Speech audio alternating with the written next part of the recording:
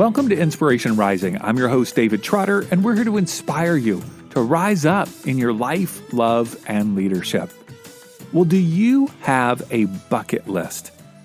I don't have one yet, but I'm thinking about making one after speaking with Karen Cordaway. She's the author of the Everyday Bucket List book, 10 Steps to Bring Exciting Experiences to Everyday Life.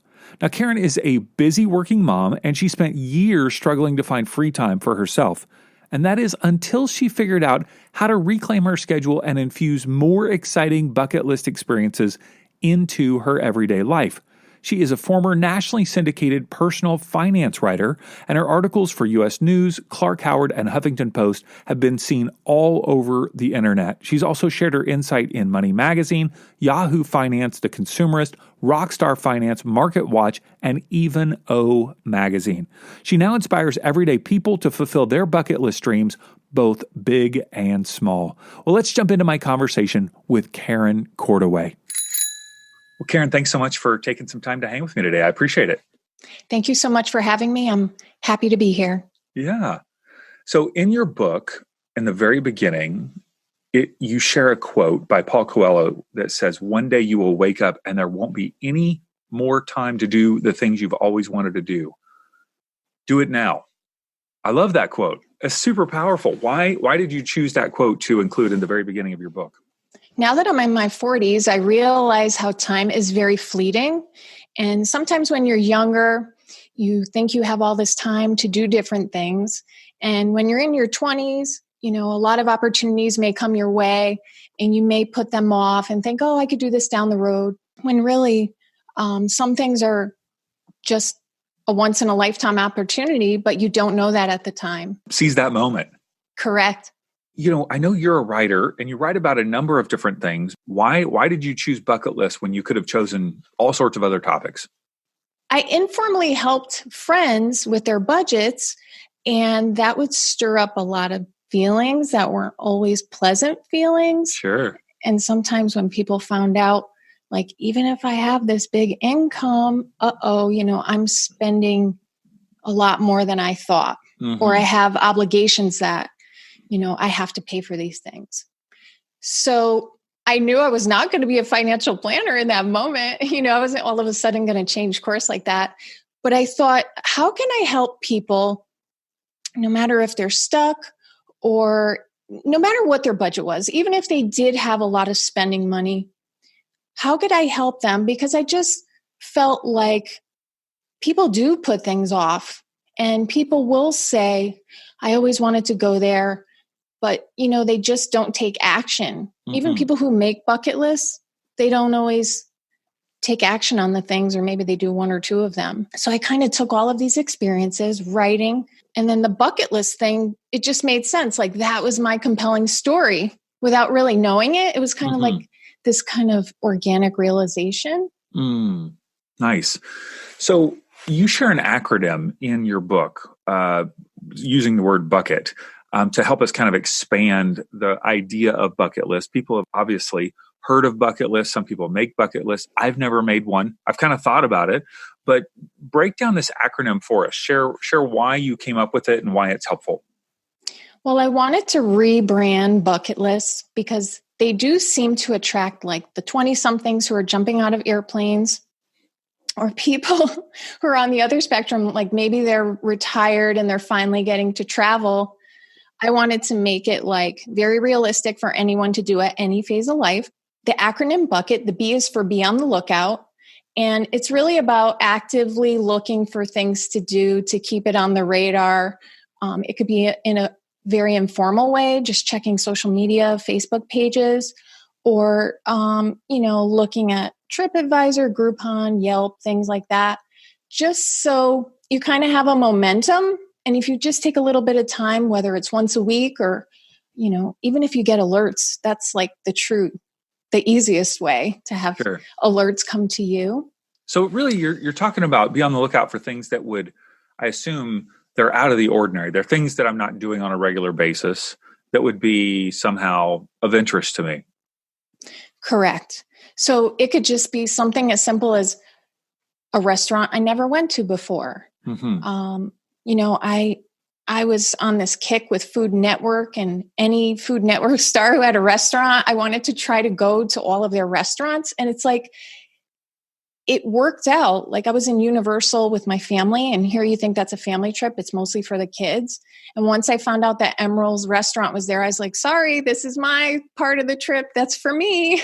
Yeah. So it could be something very simple like that, because many of those restaurants are all over the US. So it's just being very deliberate with what you choose and not, going to the same restaurant, always going to the movies, doing something unique on the weekend.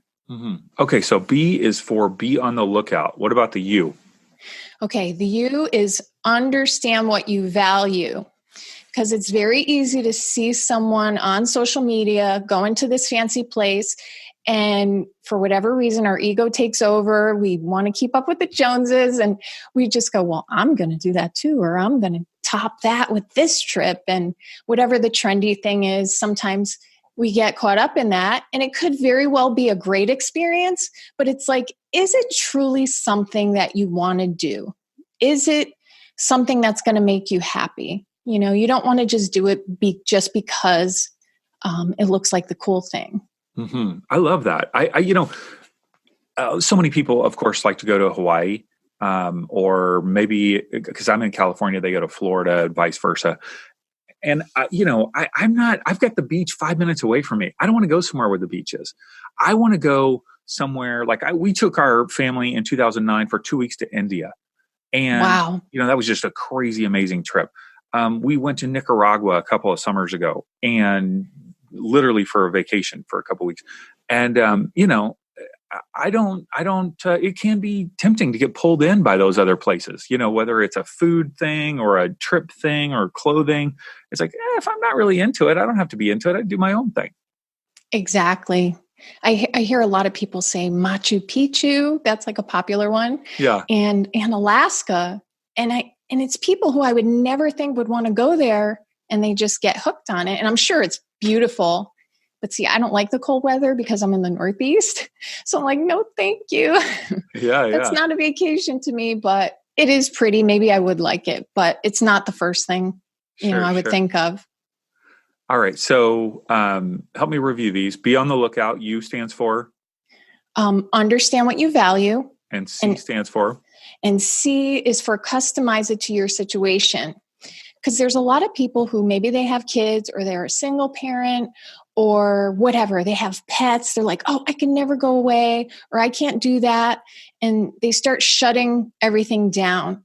And it's like, there are places where you can bring your pets, or if you're open to it, obviously you can board your pets or get a pet sitter. You just have to start thinking about, well, what can I do? Even if you are limited, there's always some creative idea that you can still do. Mm-hmm.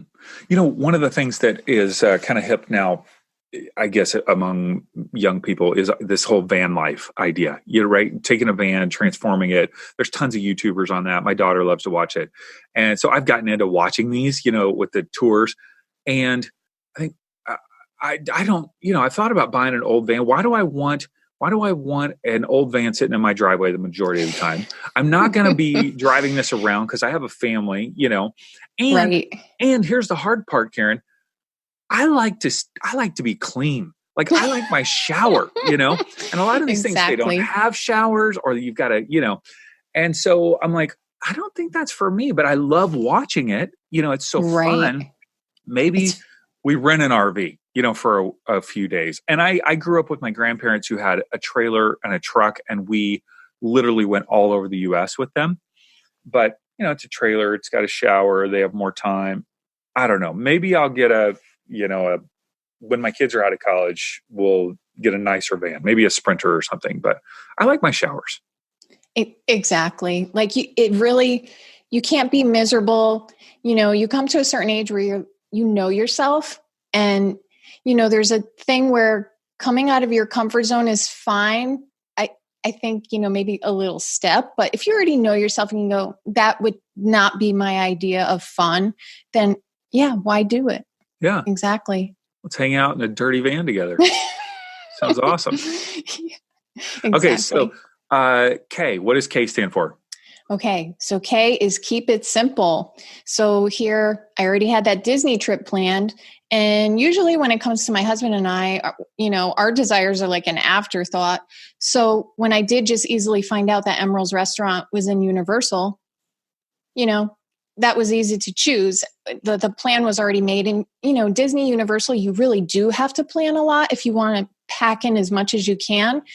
But when it came to restaurants, we weren't picky with like seeing the characters or anything like that. So there was some wiggle room, and I'm like, hey, we're going there. Yeah. So keep it simple. All right.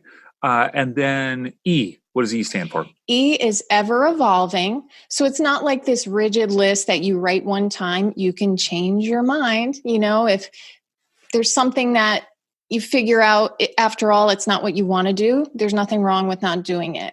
But also, ever evolving. Like, I'm a big concert person, and I like to go to my area casino. It's an hour away. There's actually 2 in Connecticut. And then we went further to see the Rolling Stones in New Jersey. When you talk about like something that's been on your bucket list a long time, they've been around so long. So I went to a stadium. So I always thought of going to concerts in this, comfortable environment. Not that a stadium isn't, but it just keeps like this momentum of now I want to do this and now I want to do that. So, keep an open mind, and it's like a fluid thing. Yeah. Now, personal question here, Karen. Sure. I'm just going to tell you, you seem a little uptight. You're a financial writer. You seem very detail oriented. You seem a little anal.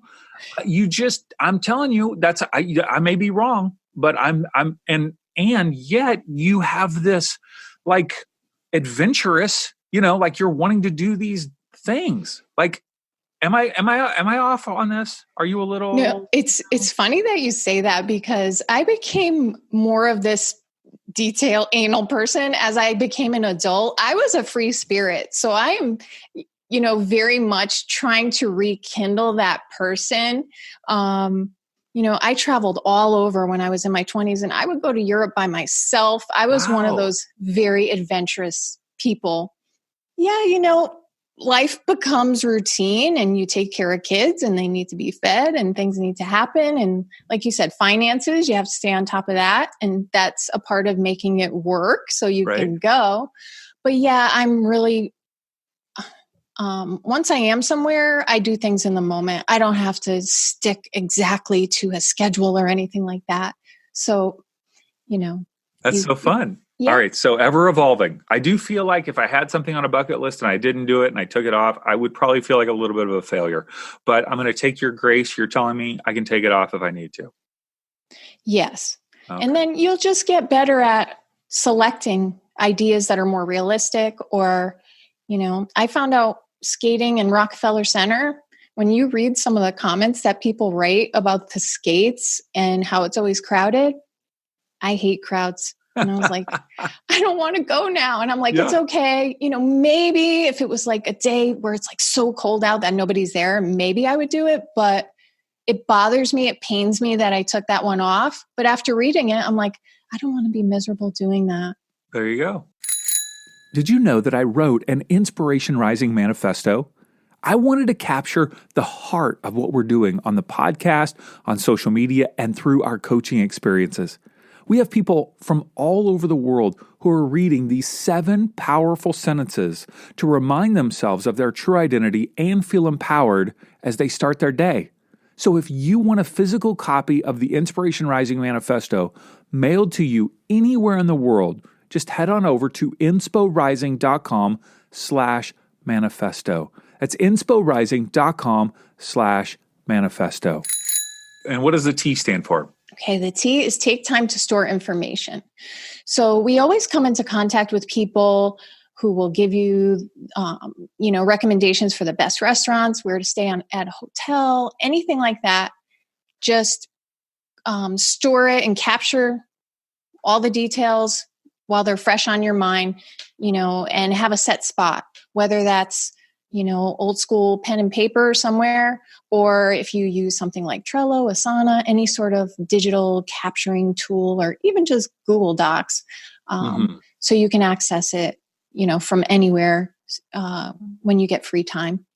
Okay, so you've given me this kind of overview. You've expanded my thoughts on a bucket list. If I want to create a bucket list, how do I do that? Do I grab a piece of paper? There's a bazillion options of everything I could do. Am I realistic? You know what I mean? Do I put Machu Picchu on there? You know what I mean? Like, how do I go about it? Well, I tell people to start with paper. If you're someone who has so many ideas, then you have to get them all down in, it's kind of like a brain dump. But then there's people that they don't even know what to write because they're so out of touch with even trying to pursue those goals. Yeah. So they may need to generate ideas based off of their interests and just pick a few general interests. And where can this go? Like if you like music, are you going to see an orchestra? Are you going to try to play an instrument? Like if you start that way, I have a bubble map in my book, but I also have a list if you're someone who is more of a list person. Yeah, I love that about your book, that you gave kind of worksheet pages where you can just write right in the book, or you can you could photocopy it, or whatever. So that was super helpful. Take me through some misconceptions on bucket lists, things that people think about bucket lists. Like I think about this movie. I'm trying to think. The actor. They just had a bucket list movie come out recently. Did they not? Two guys, white guy and a black guy. They were both dying or something. Or you know what? Morgan that was Freeman. Back, correct. And Jack Nicholson. Did you see it? I did, and I want to say it's over 10 years ago. I believe it was 2007, 2008. Oh my goodness. So That's like recently. I'm like, yeah, it recently came out. No, but people do know that movie, and they did do all of these elaborate, luxurious things at the very end of their life because they had, terminal illnesses. And so they went to see the pyramids in Egypt, and, you see them on motorcycles and all these different things. And, it was an exciting movie, but that's where that all or nothing thing comes in. And Jack Nicholson's character, he was like a very wealthy person and could just take this person. I think Morgan Freeman worked in a trade. I don't know if he was a mechanic, right? So do you have a wealthy friend who's just going to bring you everywhere? Yeah, I wish. Yeah, exactly. So, I think some of it came from that, but I think in general, people shoot for that over the top when really, when you're thinking about happiness, it's really in everyday life where you get long-term happiness. And, that's why people have that letdown when they come back from vacation. That's not real life. I mean, it is fun. I'm not saying don't do that. But really, when you sprinkle in another layer of just, I went to a different corn maze, or, I went to that fancy restaurant, or I tried Korean food, or something that is simple, but it can still bring just as much happiness to you. Mm-hmm. So one of the misconceptions you're talking about is that they have to be over the top. They have to be grand or elaborate. So I love what you're saying. You can have this whole nother level of just everyday bucket list. What are some other misconceptions that people might have? Well, sometimes people think you have to constantly go to different places and come up with all these different ideas all of the time. And there are people who do just like certain things. They just like to fish, or they just want to see NASCAR, or whatever it is, surf. But maybe you just go to different locations, or you surf in different locations, or you fish in different locations. And then there's people who are Disney people who go every year. That is their thing. So they're thinking, well, I already checked that off my list. Unless you have gone for a long period of time, or you do go back multiple times, you can't see everything in one shot at Disney. And there's always something new. So Disney could be your bucket list, and you can check off this ride or whatever it is, seeing all those different countries. And so it's almost making one thing that you really like. Like I know somebody who's trying to visit every major league ballpark in the United States. So they Nice. really like baseball. They really like ballparks. So rather than all these different things, it's focused on one thing. It could be, obviously, a lot of people climb certain mountains. Like, I don't know what the technical term is, but it's like, okay, I'm going to hit every mountain at a certain height or something. I like that. Let me hear about your bucket list. Like, do you have a physical bucket list right now, or is it in your head? Is it on Asana or something digital? You know what? I do have one, but I update it constantly. I've been doing it monthly because I'm a now person and I want to know what can I do now, because I have concerts I want to see, but the people aren't touring. So I have to wait. I don't have a choice.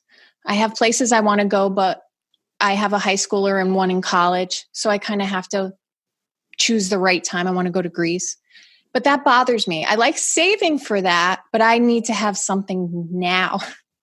So I update mine monthly, and I put things on my site so people can also try to do that if they want to update it. But you can print out one bucket list sheet and then just keep adding to it.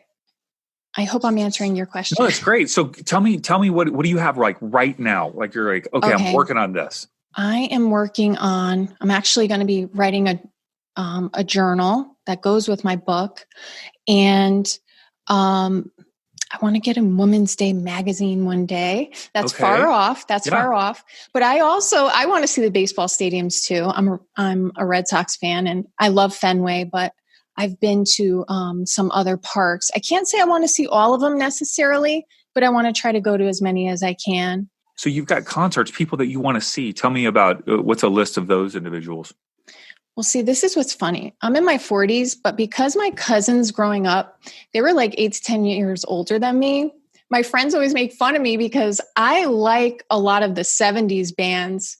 Okay. And they're like, it just doesn't match. You're supposed to you went to college in the 90s. What about the 90s bands? And I'm just such a nerd. Like, I like bands that have been around a long time. I like classic legends and I always fight them. And I'm like, I just think that was one of the best time periods for music. Like I said, I went to see the Rolling Stones. I want to see Queen.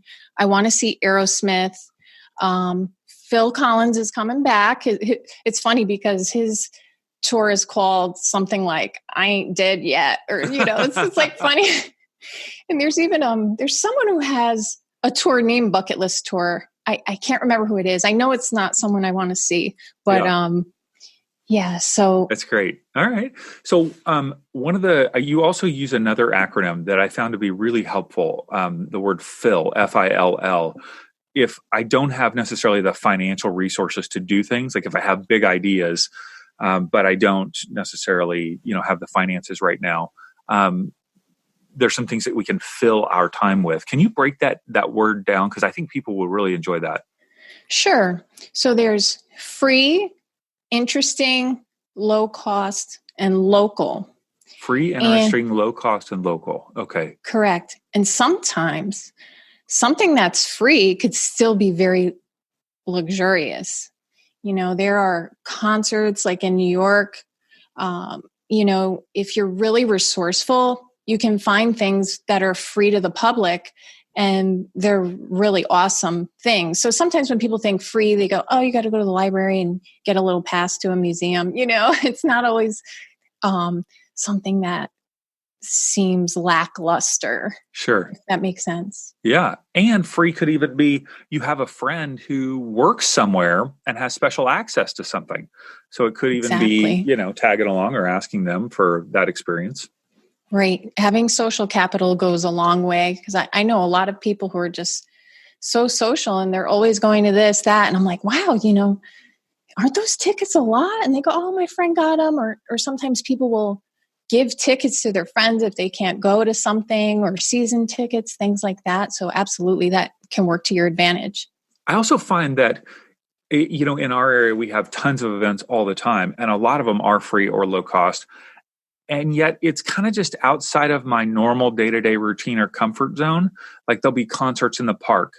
Well, if we grab some food and, show up and it's just a relaxing evening, it took a little bit of effort. It took effort to find it. It took effort to find the parking. It took effort to get there.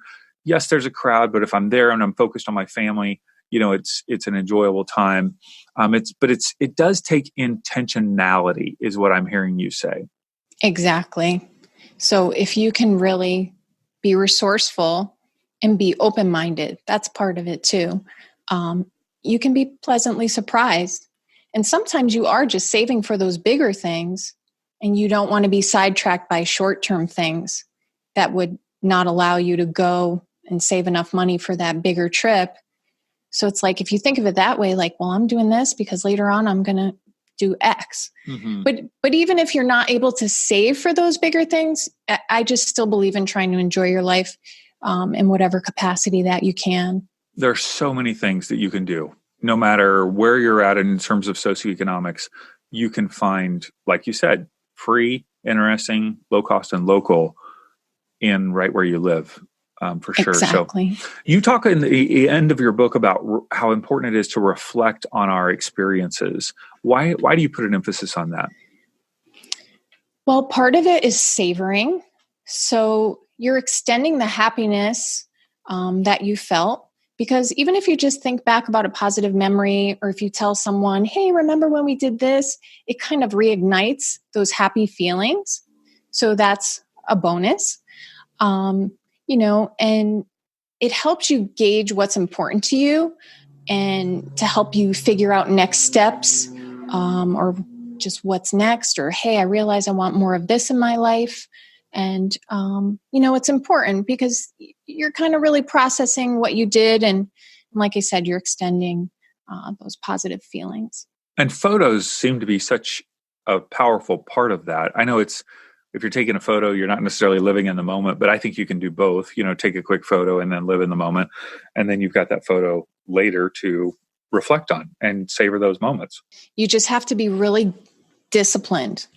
Because literally some of the concerts that I go to, people are on their phones so much that they're not cheering and screaming and singing along. Yeah, they're just I don't understand that. Yeah. My friend was like, why isn't everybody up? I said, see, they're recording it.